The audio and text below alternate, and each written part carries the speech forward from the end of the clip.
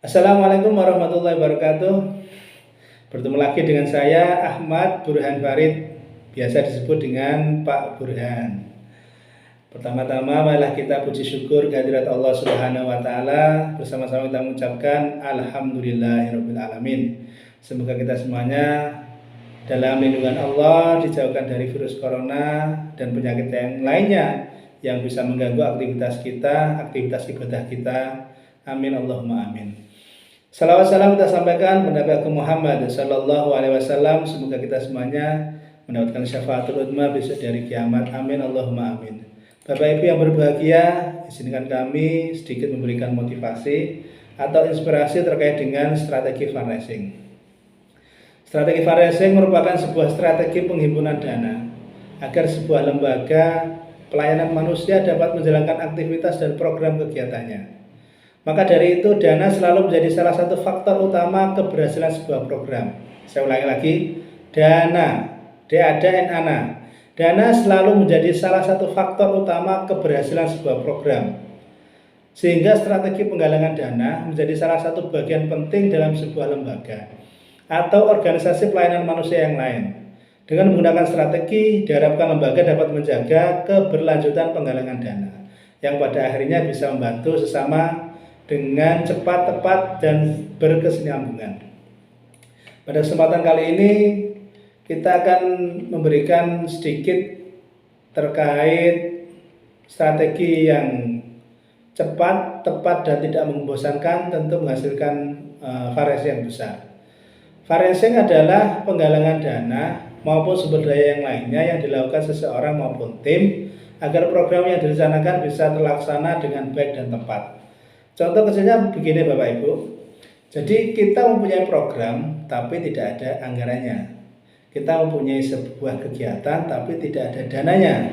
Maka tugas kita sebagai pegiat zakat, pegiat sosial, atau orang-orang yang berkecimpung di dunia sosial, itu tugasnya adalah mencari dananya, mencari sumber dayanya agar kegiatan tersebut bisa berlangsung dengan baik tanpa membebani orang yang kita bantu. Contohnya begini, di bulan Agustus kita akan mengadakan kegiatan bakti sosial di sebuah lereng gunung di bawah kaki Gunung Merapi. Di sana ada 100 penerima manfaat. Maka 100 penerima manfaat itu wajib kita bantu dengan dana yang kita akan carikan. Yang pertama yang bisa kita lakukan adalah satu, menentukan kegiatannya. Kegiatan kan kita sudah tentukan bahwasanya kita akan membantu 100 penerima manfaat di bawah lereng Gunung Merapi. Itu tujuan sudah kita tentukan, karena besar kecilnya kegiatan itu agar bisa menentukan besar kecilnya fundraising dan termasuk menarik para sponsor. Kegiatan ini menarik apa tidak gitu. Kalau cuma 10 anak yang kita bantu atau 10 penerima manfaat yang bantu kan kecil.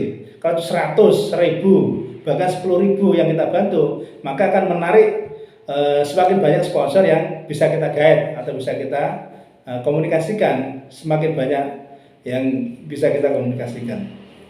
Itu yang pertama. Jadi semua kegiatan itu sudah kita rencanakan, kapan, di mana, tanggal, anggarannya berapa, dan sebagainya. Setelah itu kita tuang dalam sebuah proposal. Satu, kita adalah pegiat zakat, pegiat sosial, kita membantu secara tertulis, tidak cuma lesan, kan gitu. Jadi semua harus tertulis. Jadi semua kegiatan yang kita laksanakan, kegiatan yang kita rencanakan harus tertulis dalam sebuah proposal atau sebuah tulisan, kan begitu. Jadi kita sudah sampaikan. Jadi yang pertama kita siapkan adalah proposal. Dalam proposal itu sudah, contohnya begini, ini adalah proposal Ramadan. Nah, ini adalah proposal Ramadan. Contoh, ini contoh. Ini adalah proposal bantu Palestina. Palestina. Terus ini juga ada majalah. Nah, ini contoh ada. Nah, ini adalah memberikan tingkat kepercayaan pada orang yang akan kita temui, bahwasanya kita adalah dari lembaga resmi atau dari organisasi resmi. Kita bawa surat, membawa tulisan. Jadi semua kegiatan tertuang di dalam sebuah proposal. Jadi pertama yang kita siapkan adalah proposal, kan begitu.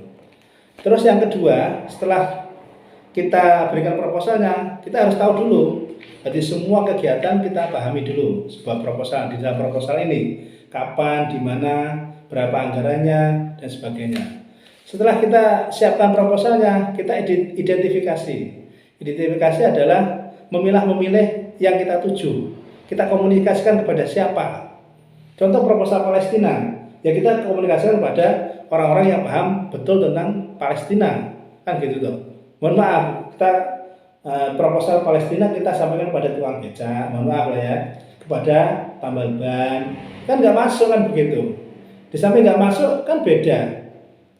Tukang tambal ban, tukang becak itu pendapatannya aja masih minim, apalagi kita minta bantuan kan nggak mungkin seperti itu. Jadi kita identifikasi siapa yang berhak atau siapa yang kita temui untuk kita sampaikan proposal ini. Jadi apalagi kalau kita sudah punya data donatur atau data orang-orang yang kita temui, pertama kita pilah-pilah dulu siapa pengusaha, siapa dokter, siapa pekerja dan sebagainya. Kita pilih mana yang paling dulu kita temui kan begitu. Intinya adalah seorang farese itu jangan takut dan jangan malu. Yang terakhir adalah jangan malas. Jangan takut, jangan malu, jangan malas. Takut, malu, malas. Takut, malu, malas. Itu dihindarkan. Insya Allah semua yang kita komunikasikan dengan banyak bergerak, banyak ikhtiar, insya Allah proposal apapun itu akan goal dengan baik dan menghasilkan variasi yang besar. Jadi pertama adalah kita komunikasikan sebanyak-banyaknya proposal yang kita berikan kepada orang-orang yang sudah kita tuju. Apalagi kalau yang sudah kita tuju sudah menjadi donatur kita, itu sudah enak sekali. Kita tinggal mengkomunikasikan. Setelah itu kalau mentok semua donatur yang kita kunjungi itu anggarannya tidak mencukupi, belum cukup. Contoh, kita anggarkan tadi berapa? 100 penerima manfaat, tapi dana yang terkumpul ada 5 juta. Maka ada kurang 5 juta. Maka dari itu kita minta referensi dari donatur yang sudah ada atau orang-orang yang sudah memberikan bantuan ke kita agar memberikan referensi temannya, saudaranya agar bisa membantu kegiatan kita. Contoh kecilnya seperti ini. Nah, jadi ini donatur pertama, donatur 1, ya, memberikan referensi kepada 2 temannya, 1, 2, 3. Ini kalau di ilmu matematika disebut ilmu KPK. KPK nggak apa? KPK ya. Nah, 1, 2. Dari 2 ini menjadi 4, 1, 2, 3, 4, 5, 6, 7, seterusnya. Ini. Jadi dari 1 ini berbuah menjadi banyak. Nah, jadi komunikasikan donatur yang sudah ada agar memberikan referensinya, agar mau membantu pada program yang akan kita laksanakan. Jadi tadi pertama adalah proposal, kedua adalah memilih, ketiga adalah referensi donatur, baik offline maupun online, seperti itu. Yang selanjutnya adalah komunikasi paling utama untuk mendapatkan dana yang besar adalah kita tidak lepas dengan instansi atau perusahaan, karena sebuah perusahaan itu pasti ada dana CSR-nya, seperti itu. Kita komunikasikan sejak awal, 2 bulan, 3 bulan sebelumnya. Jangan mendadak. Kegiatan minggu depan kita komunikasikan sekarang. Saya yakin itu nggak akan closing, karena CSR itu sudah tertata rapi. Ini bulan ini tuh kapan, ini bulan seperti itu.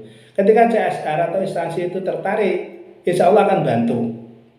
Berapapun itu, meskipun nggak besar, karena bagian dari kemanusiaan. Contoh, nih. Nah, ini santunan kepada Yayasan Yatim Mandiri, uang tunai dan 40 paket sembako. Ini closing di bulan suci Ramadan. Nah, ini kita berawal dari proposal. Berawal dari proposal yang dibaca-baca 2 bulan sebelumnya, closing di bulan Ramadan, kan begitu. Jadi yang paling utama seorang Yesko atau pegiat zakat atau pegiat sosial, jangan malu, jangan takut, bahkan jangan malas-malas untuk mengkomunikasikan semua program kita, seperti itu. Contoh lagi, dibantu oleh CSR, berupa uang tunai 1,5 juta, harapannya ada 15 juta. Nah, Ini contoh, ini dari bank bank kredit rakyat DRS. Atau kita komunikasikan dengan komunitas. Alhamdulillah kita di UKI Aribat Universitas Tidar. Nah, dari Tidar ini closing 5 juta. Nah, jadi semua harus kita komunikasikan. Yang paling utama sebagai YISCO, sebagai pegiat zakat, satu, jangan takut, jangan ragu, apalagi malas-malasan untuk bergerak. Karena kita manusia, membantu manusia juga butuh manusia untuk membantu sesama. Tidak mungkin kita berdiam diri, tiba-tiba kita bisa bantu orang, kan tidak. Jadi harapannya adalah yang kita bantu bisa mendapatkan haknya dengan baik, banyak dan bermanfaat, kan begitu. Itu semua bisa kita lakukan baik secara offline maupun online, kan begitu. Online ya kita ada WA, ada Facebook, ada Instagram dan sebagainya. Kalau offline ya kita datang ke rumahnya. Ya, sebelumnya kita silaturahmi dulu, kita kirim proposal, kan begitu. Yang penting sabar, sabar. Insya Allah sabar itu ada hikmahnya di kemudian hari. Meskipun tidak closing di tempat yang kita tuju, insya Allah akan closing di tempat yang lainnya. Kita sudah buktikan bahwasanya kita tiba-tiba closing dari orang yang tidak kita temui sama sekali, itu ada. Jadi dan itu banyak. Jadi Allah akan membantu kita, in tansurullaha yansurkum wa yusabbit aqdamakum. Jika kamu menolong agama Allah, Allah akan menolong kita dan kita akan dikuatkan, diteguhkan langkah kita agar bisa membantu sesama. Dan tidak lupa ketika program sudah terlaksana dengan baik, foto-foto kegiatan kita share, kita berikan kepada para donatur atau orang-orang yang telah membantu itu. Harapannya adalah di kemudian hari orang-orang tersebut bisa membantu kembali, karena apa yang kita lakukan adalah real, nyata, bahwasanya kita memberikan bantuan itu dari hasil fundraising atau hasil bantuan dari para donatur itu. Itu aja yang bisa kita sampaikan. Semoga ada berkah dan manfaatnya, dan jangan lupa tetap menjaga hati, menjaga pikiran kita, karena kita manusia, butuh manusia untuk membantu sama manusia, kan begitu. Dan semoga Allah mudahkan langkah kita dimanapun berada untuk selalu membantu manusia. Sekian dari saya, kurang lebihnya mohon maaf. Wassalamualaikum warahmatullahi wabarakatuh.